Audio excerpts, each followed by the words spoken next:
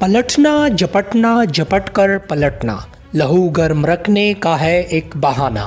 ناظرین، جب کوئی ملک اسٹریٹجکلی دنیا کے نقشے پر ایک اہم جگہ پر موجود ہو تو وہاں کی سرحدیں ہر وقت ہائی الرٹ رہتی ہیں۔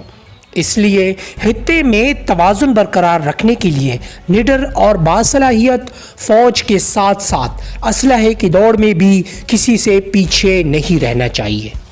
پچھلے سال بھارت کے 2 طیارے مار گرائے جانے کے بعد ہمارے دشمن نے اسلحہ سازی میں بہت پیسہ انویسٹ کیا اور رافیل جیسے اسٹیٹ آف دی آرٹ طیارے فرانس سے خریدے، لیکن الحمدللہ پاکستان کے شاہینوں نے پہلے ہی اس جہاز پر مہارت حاصل کی ہے، بلکہ باقاعدہ قطر ایئر فورس کو اس پر ٹریننگ بھی دی ہے۔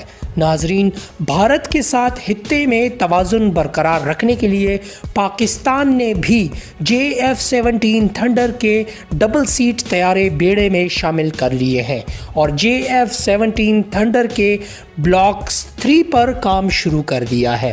اس کی تفصیل جاننے کے لیے ویڈیو کے آخر تک ہمارے ساتھ رہیں اور ایسی ہی اپڈیٹس کے لیے چینل کو سبسکرائب کریں، بیل آئیکن کو کلک کرنا نہ بھولیں۔ بھارت کے نئے رافیل طیارے کو منہ توڑ جواب دینے کے لیے پاکستان نے JF-17 تھنڈر کے بلاک 3 پر کام شروع کر لیا ہے۔ یہ طیارے نئے ریڈار سسٹم کے ساتھ آپریشنل ہوں گے جو رافیل طیارے سے بہتر ہوں گے۔ ابتدائی طور پر پاک چین تعاون سے تیار کردہ 14 ڈبل سیٹ JF-17 تھنڈر طیارے پاکستان فضائیہ میں شامل کر لیے گئے ہیں، جسے تربیت دینے کے لیے بھی استعمال کیا جائے گا۔ کامرا ایئر بیس پر ہونے والی تقریب میں باقاعدہ بلاک 3 کی تیاری کا آغاز کیا گیا۔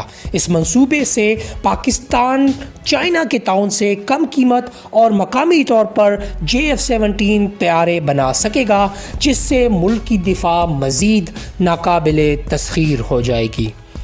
دوستو، اگر آپ کو ویڈیو پسند آئی ہو تو کمنٹ سیکشن میں اپنی قیمتی رائے کا اظہار ضرور کیجیے گا۔